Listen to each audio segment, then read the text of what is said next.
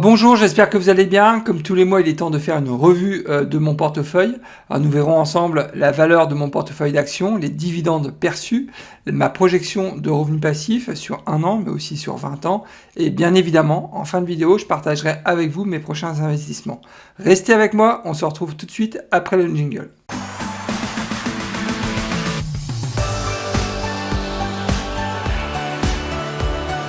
Pour ceux qui ne me connaissent pas encore, je me présente, Nicolas de la chaîne Mister Dividende.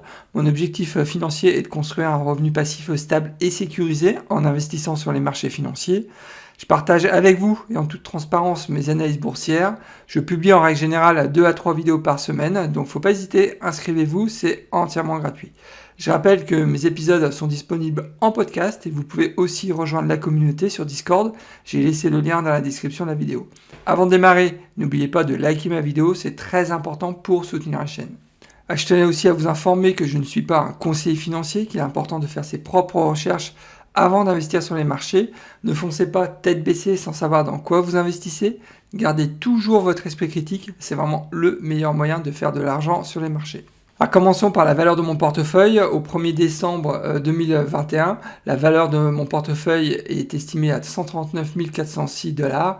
Alors, je rappelle que le mois dernier, la valeur de mon portefeuille était à 139 370 $. Mais voilà, le mois de novembre a été assez compliqué sur les marchés boursiers, surtout avec l'apparition du nouveau variant, donc ce qui a bien planté mon portefeuille, il faut le dire, et j'ai une performance négative en fait, une moins-value latente de 1,87%, ce qui fait en dollars 2892 $ de moins-value latente. Alors, il faut savoir que ce portefeuille est sans mes ETF et sans bien évidemment la crypto. Je présenterai l'intégralité de mon portefeuille sur courant de l'année prochaine, très certainement au mois de janvier.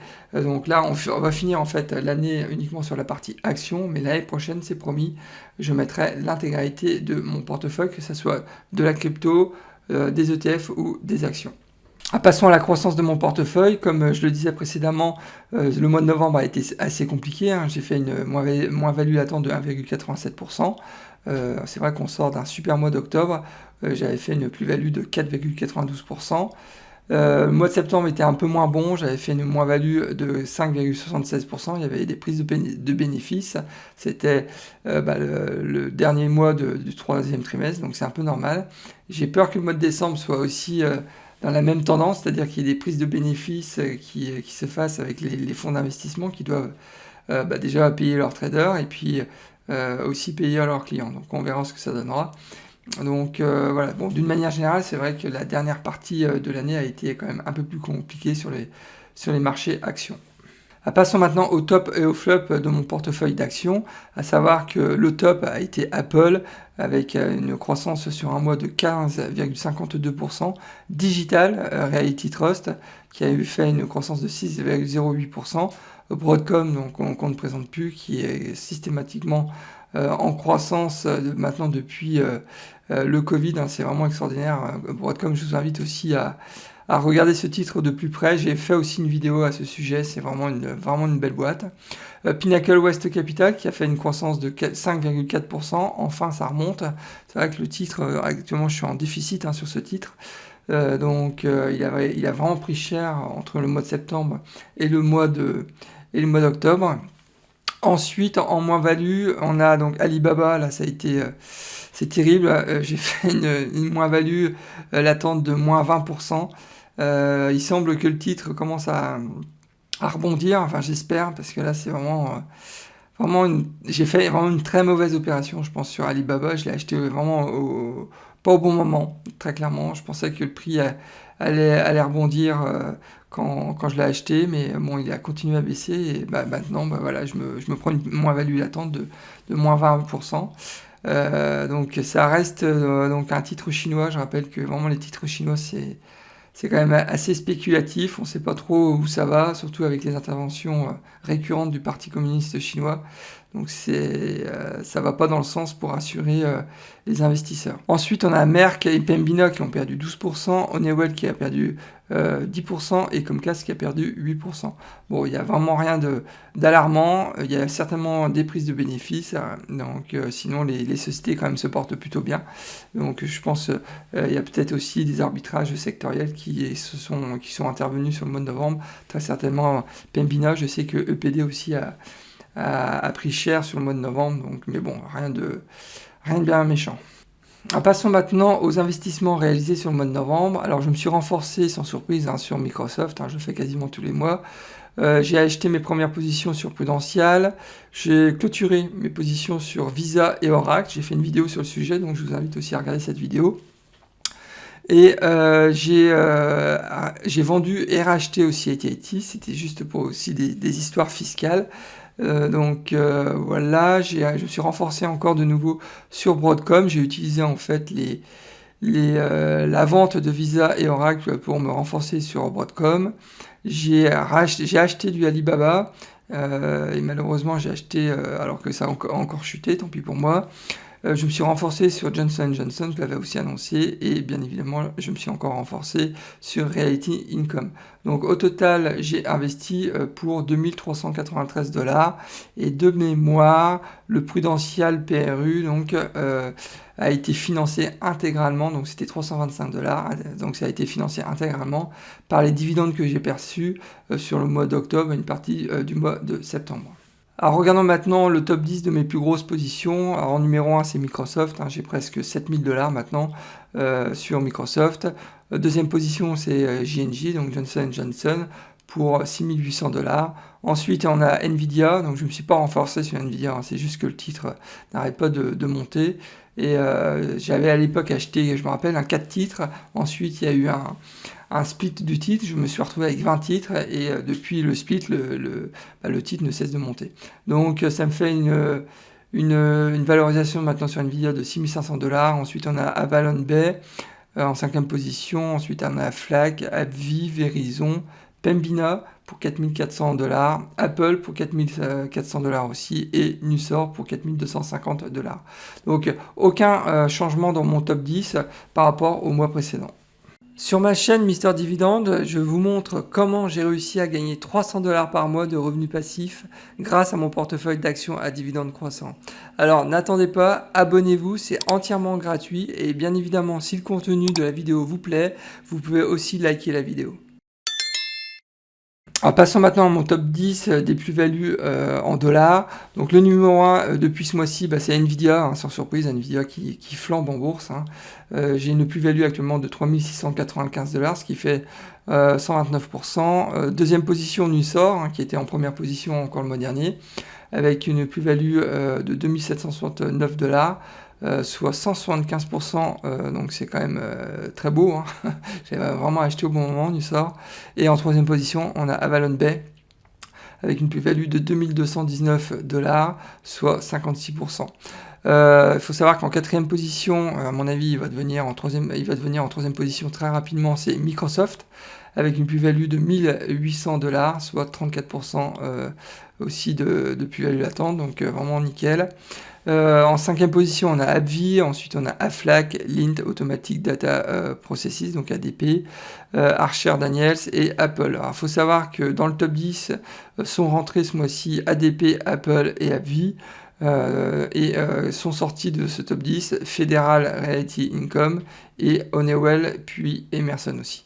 Donc à savoir que sur ces titres, je me renforce régulièrement sur Microsoft et sur Apple, c'est tout. Le reste pour l'instant j'ai pas voulu me renforcer sur d'autres titres. Je considère que c'est un peu trop cher, même si c'est vrai que Microsoft et Apple sont chers, mais je pense qu'il y a un potentiel de croissance encore très important sur ces deux titres.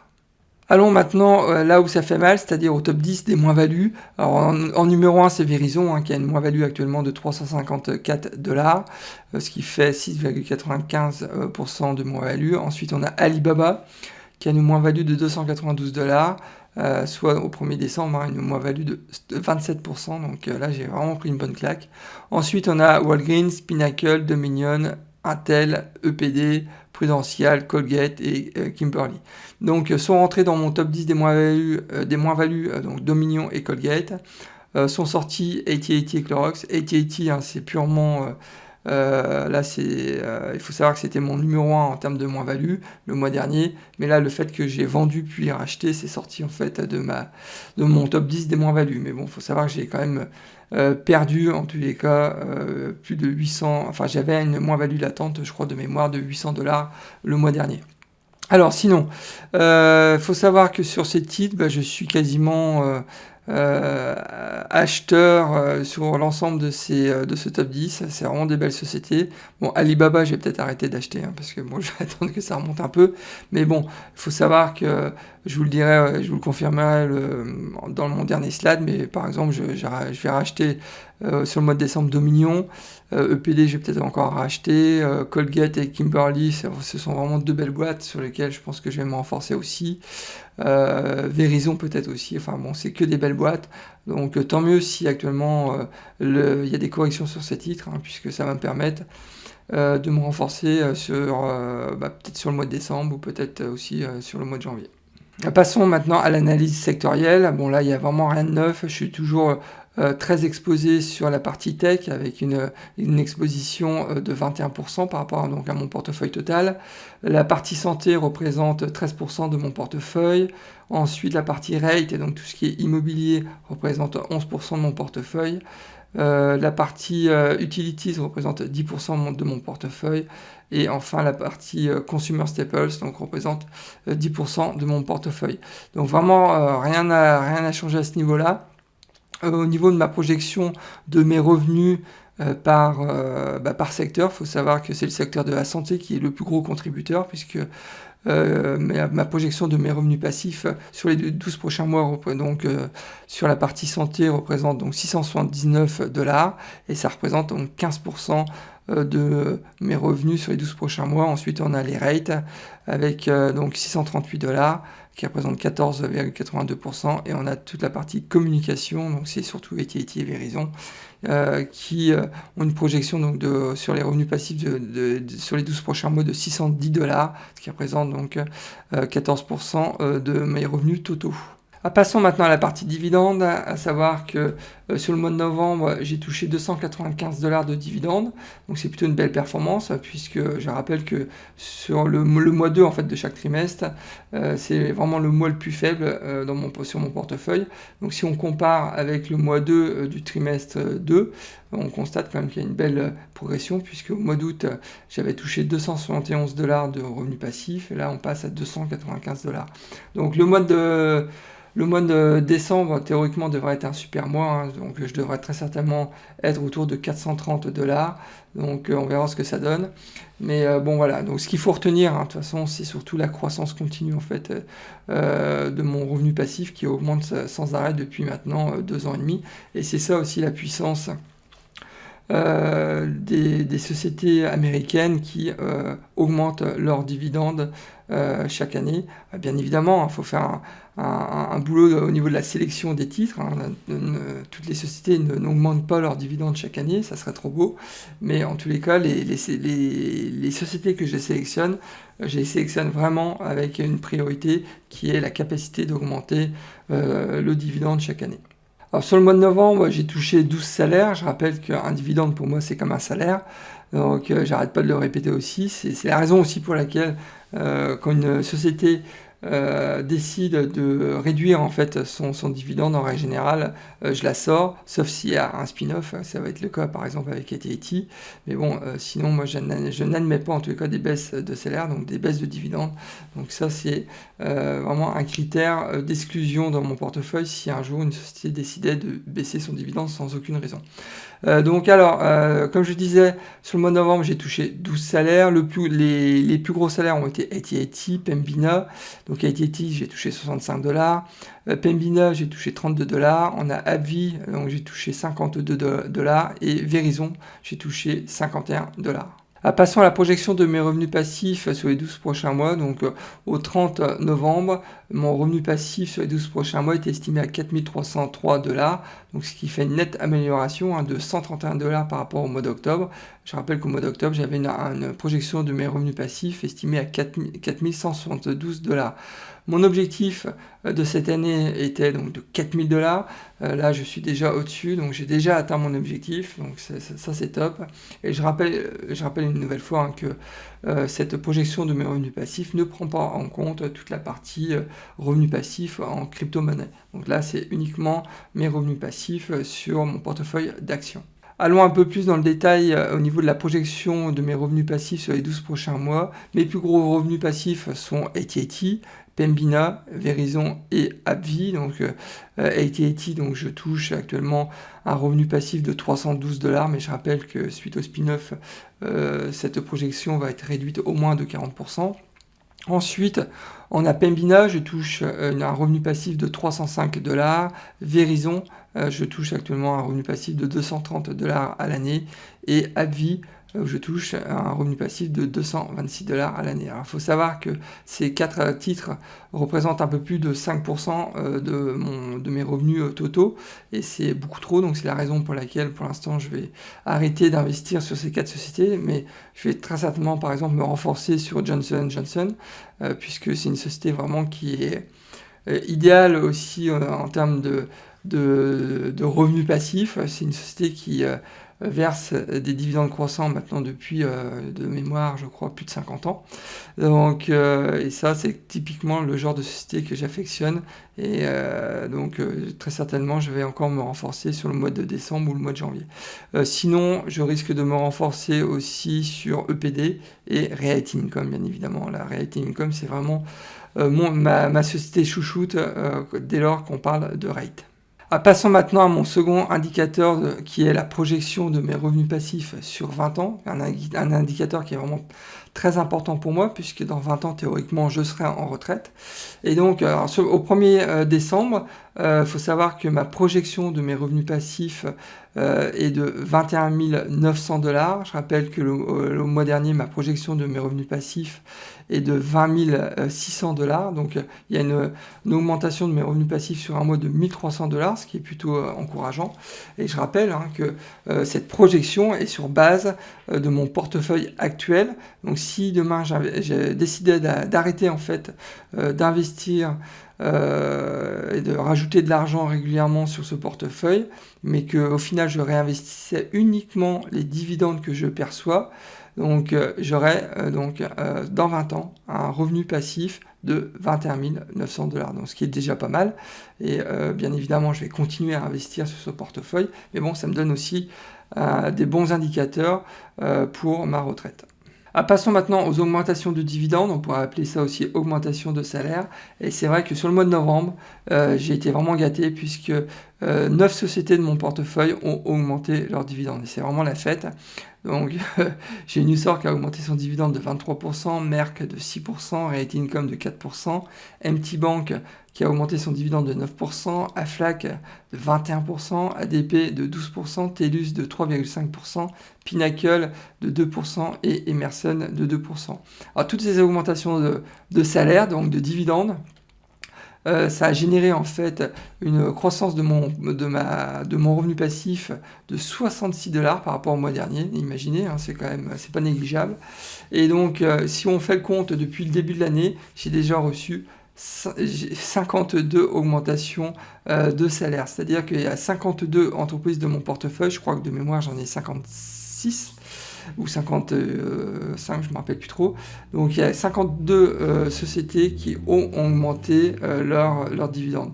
Et c'est aussi ça la puissance en fait de ce système, c'est que si vous faites le job comme il faut, c'est-à-dire que vous sélectionnez des sociétés qui ont la capacité d'augmenter chaque année leurs dividendes, voilà ce que ça donne. Donc depuis le début de l'année, j'ai reçu 165 $ uniquement en augmentation de dividendes. Donc ça commence vraiment à être intéressant.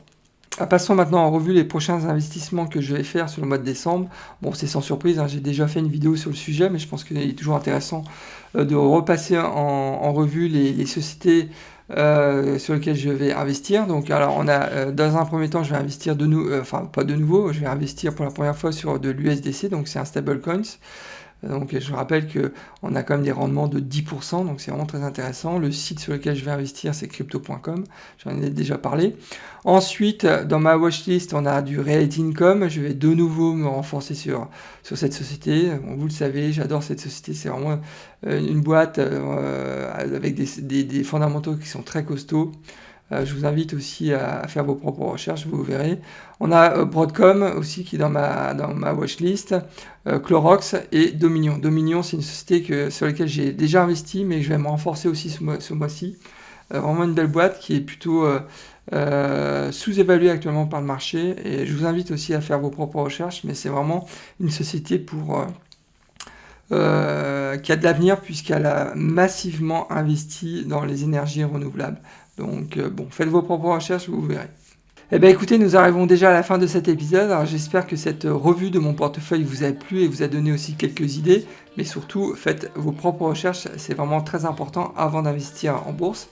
Alors si ça vous a plu, dans ce cas-là, n'oubliez pas de liker ma vidéo, c'est vraiment très important pour soutenir la chaîne et aussi m'encourager à continuer ce type de contenu. Et si vous n'êtes pas encore inscrit à ma chaîne, inscrivez-vous, c'est entièrement gratuit. Eh bien écoutez, je vous souhaite plein de bonnes choses et je vous dis au prochain épisode et surtout, bon trade, au revoir.